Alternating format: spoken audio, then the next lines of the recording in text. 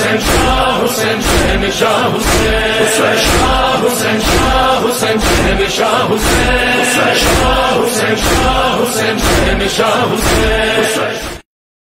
امام حسین کی عزاداری قرآن کے مطابق کرتے ہیں، ہم امام حسین کی عزاداری سنت پیغمبر کے مطابق کرتے ہیں۔ عجیب انداز ہے، ہم زندہ و جاوید کا ماتم نہیں کرتے۔ یہ مصرع بھی اگر بنا ہے تو اردو میں ہی بنا ہے، عرب نے کسی نے نہیں کہا کہ ہم زندہ و جاوید کا ماتم نہیں کرتے، کسی فارسی زبان بولنے والے نے نہیں کہا کہ ہم زندہ و جاوید کا ماتم نہیں کرتے۔ اگر مصرع بھی بنایا گیا تو اردو میں بنایا گیا، بھول گئے کہ اردو زندہ بھی ہے تو وہ امام حسین کی وجہ سے زندہ ہے۔ اردو مٹ گئی ہوتی اگر مرثیہ نہ ہوتے۔ آج بھی اردو کا سب سے بڑا ادیب ہوتا ہی وہ ہے جسے مرثیہ کہنا آتا ہو، تو امام حسین کے ذکر کی وجہ سے تو یہ زبان زندہ ہے۔ اور اس زبان کا بولنے والا اگر کہے کہ ہم زندہ و جاوید کا ماتم نہیں کرتے تو اس سے سوال یہ ہے کہ تم کون ہو جو نہیں کرتے اور تمہارا نہ کرنا معیار کب ہے؟ پیغمبر نے تو شہیدوں کا ماتم کیا ہے، پیغمبر نے تو حضرت حمزہ کا ماتم کیا ہے۔ سید الشہداء لقب تھا امام حسین سے پہلے حضرت حمزہ کا، پیغمبر نے تو جنگ احد میں شہداء احد کے جنازوں پہ پہنچ کے خاص طور پر حضرت حمزہ کے جنازے پر پہنچ کے گریہ کیا ہے، ماتم کیا ہے، لوگوں کو دعوت دی ہے کہ میرے چچا پر رونے آؤ۔ حدیث کہتی ہے الاستیعاب الاصابہ، یہ اہل سنت کی صحابہ کرام پر لکھی گئی کتابیں ہیں جن میں صحابہ کرام کے احوال لکھے گئے ہیں۔ ان میں لکھا ہے کہ جب جنگ احد میں حضرت حمزہ شہید ہو گئے، لما رأى النبی، جب نبی نے دیکھا کہ قتل حمزہ کو قتل کر دیا گیا ہے تو فبکا بکاء عالیا، نبی نے اونچی آواز میں گریہ شروع کیا جب خبر آئی کہ ان کے چچا حمزہ کو مار دیا گیا ہے۔ اہل سنت کی کتاب کا حوالہ دے رہا ہوں۔ اور جب پہنچے ہیں سرکار لما را مسلبہ، جب نبی نے دیکھا کہ جنازے کی بے حرمتی بھی ہوئی ہے، دور سے خبر پہنچی تھی، جب جنازے پہ سرکار حضرت حمزہ کے جنازے پہ پہنچے تو حضرت نبی مکرم نے دیکھا کہ حمزہ کے جنازے کی بے حرمتی بھی ہے، ان کا سینہ چاک کر کے ان کا کلیجہ نکالا گیا ہے اور آپ کے کانوں کو بریدہ کیا گیا، آپ کی ناک کو بریدہ کیا گیا۔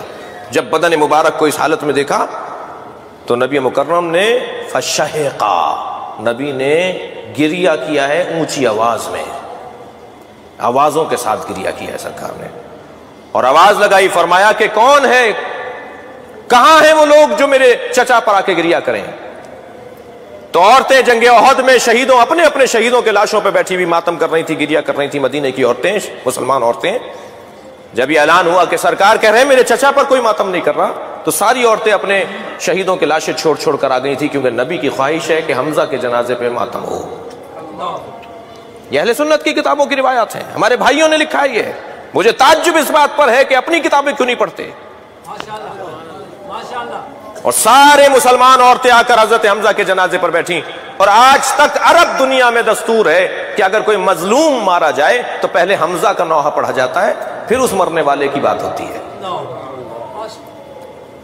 عزیزان گرامی، پیغمبر اکرم کی سنت ہے یہ۔ تو حضرت حمزہ شہید زندہ ہوتا ہے، اسی پر اعتراض کیا جی شہید زندہ ہے اور زندہ کا ماتم نہیں ہونا چاہیے جی۔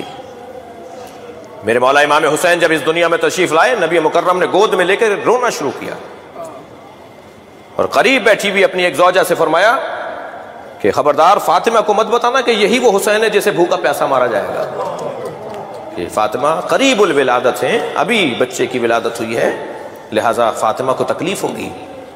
جب کئی مرتبہ سیدہ نے دیکھ لیا کہ بابا جب بھی حسین سے ملتے ہیں تو روتے ہیں، تو پوچھا بابا آپ میرے حسین سے مل کے روتے کیوں ہیں؟ فرمایا فاطمہ یہی حسین ہے جو ابراہیم کی قربانی کا فدیہ ہے، ابراہیم کی قربانی مؤخر ہو گئی تھی اس کی قربانی کی وجہ سے، اولاد ابراہیم میں سے ہے۔ فرمانے لگی بابا کیا ہوگا؟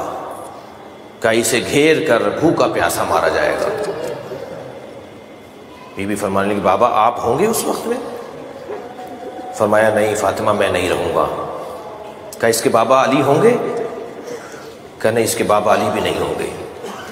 بی بی نے کہا کیا اس کا بھائی حسن ہوگا؟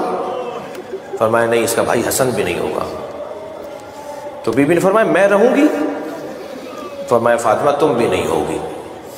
تو بی بی نے پھر ایک جملہ کہا بابا پھر اس پہ روئے گا کون؟ یہ جو آپ کا گریا ہے نا، یہ حسرت فاطمہ ہے، سیدہ کی حسرت ہے۔ بابا اس پہ روئے گا کون؟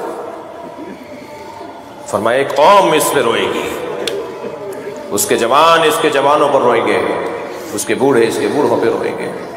یہ تقسیم بھی اس کا مطلب نہیں ہے کہ جوان صرف جوانوں پہ روتے ہیں اور بوڑھے صرف بوڑھوں پہ روتے ہیں، نہیں، نبی نے گویا اشارتاً فرمایا ہے کہ اس کے بچے بھی مارے جائیں گے، اس کے جوان بھی مارے جائیں گے، اس کے بوڑھے بھی مارے جائیں گے، اس کے ساتھ پورا خانوادہ شہید کیا جائے گا۔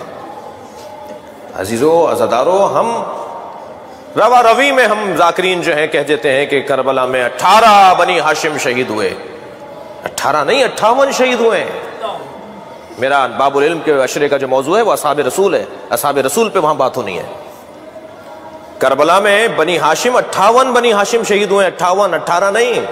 حضرت عقیل کی اولاد، حضرت مسلم کی اولاد، حضرت جعفر کی اولاد، حضرت جعفر کے پوتے، حضرت عبداللہ کے بچے، محمد حنفیہ ان کی اولادیں، محمد حنفیہ خود نہیں تھے ان کی اولاد، عبداللہ ابن جعفر نہیں تھے ان کی اولادیں، امیر المومنین کے فرزند 28 تو صرف امیر المومنین کے پوتے اور بیٹے ہیں، 58 بنی ہاشم ہیں جو کربلا میں شہید ہوئے ہیں۔ سارا گھر کٹ گیا،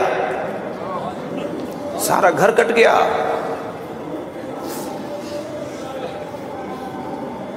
کیا ہوا ہے کربلا میں؟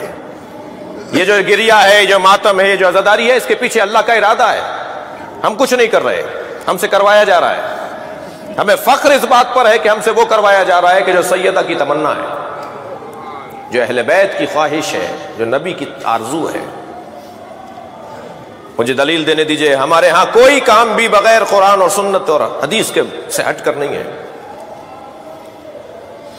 کبھی کبھی یہ جملہ، یہ لہجہ ہمیں سننے کو ملتا ہے کہ میرا نظریہ یہ ہے۔ بھئی تم کون ہو؟ اس جملے کی اصلاح کریں۔ ہمارا کوئی نظریہ نہیں ہوتا، ہم ہے ہی نہیں کچھ، ہماری کوئی حیثیت ہی نہیں ہے، ہمارا کیا نظریہ ہوگا؟ ہمارا نظریہ ہے تو قرآن کا نظریہ ہے، ہمارا نظریہ ہو تو حدیث کے مطابق ہو، اپنا نظریہ ہمارا کوئی نہیں ہے۔ قرآن ہمیں اجازت دیتا ہے، قرآن ہمیں حکم دیتا ہے، صرف اجازت نہیں، جواز کی بات نہیں ہے، حکم کی بات ہے۔ قرآن ہمیں حکم دیتا ہے کہ ایسا کرو۔ سورہ مبارکہ نساء، چند آیتیں سن لیجئے عزاداری کے اوپر۔ سورہ مبارکہ نساء، لا يحب اللہ الجہر بالسوء من القول الا من ظلم۔ اللہ کو اونچی آواز میں کوئی ایسی بات جو کسی کو ناگوار گزرے پسند نہیں ہے۔ آدھی آیت پڑھنے والے ہم بھی نہیں ہیں، آیت مکمل پڑھیں گے تو کوئی نتیجہ نکلے گا۔ لا يحب اللہ الجہر بالسوء من القول، اللہ کو اونچی آواز میں کوئی ایسی بات جو کسی کو ناگوار گزرے پسند نہیں ہے۔ الا من ظلم، مگر جس پہ ظلم ہوا ہے وہ اونچی آواز میں بات کرے، چاہے کسی کو ناگوار گزرے، اللہ کو پسند ہے۔ مظلوم کے حق میں بات کرنا یہ اللہ کو پسند ہے۔ طے کرو کائنات کا سب سے بڑا مظلوم کون ہے، طے کرو۔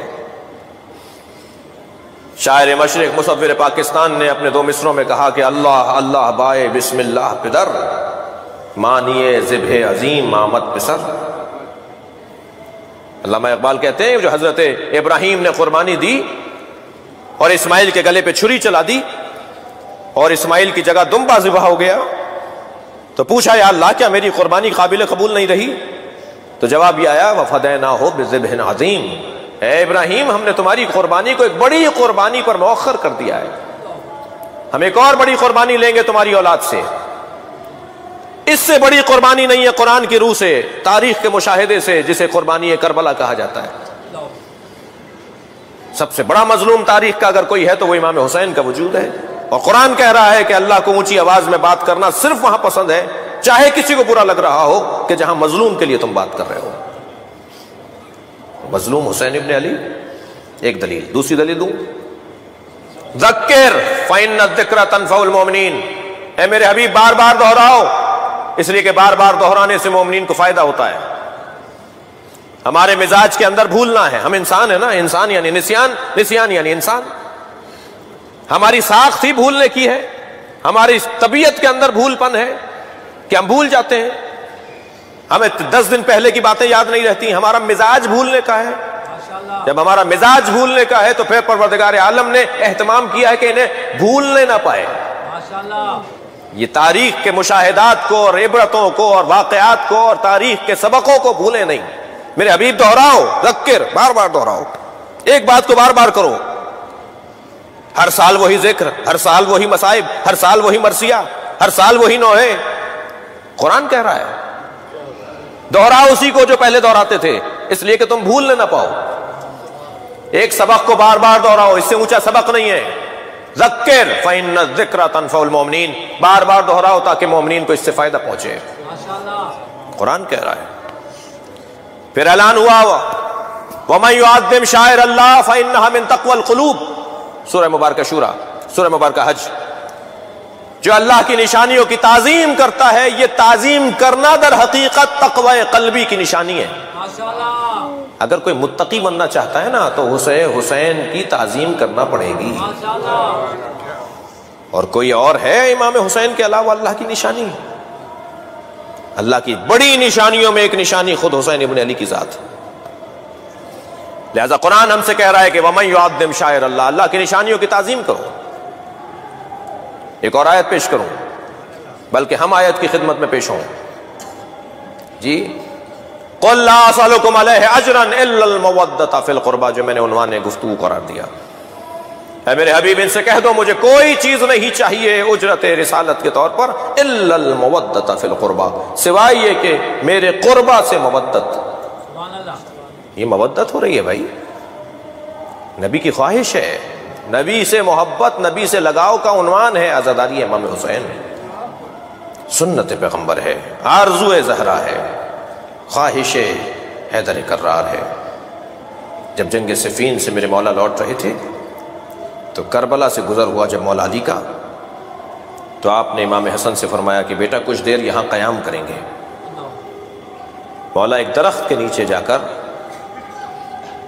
محو استراحت تھے کہ ساسا ابن سوہان نے آواز دے کر کہا کہ علی کے سر کے نیچے تکیہ نہیں ہے. تو جا کر انہوں نے اپنا زانو مولا کے سر کے نیچے دے دیا کہ علی کا سر میرے زانو پہ تکیہ کرے.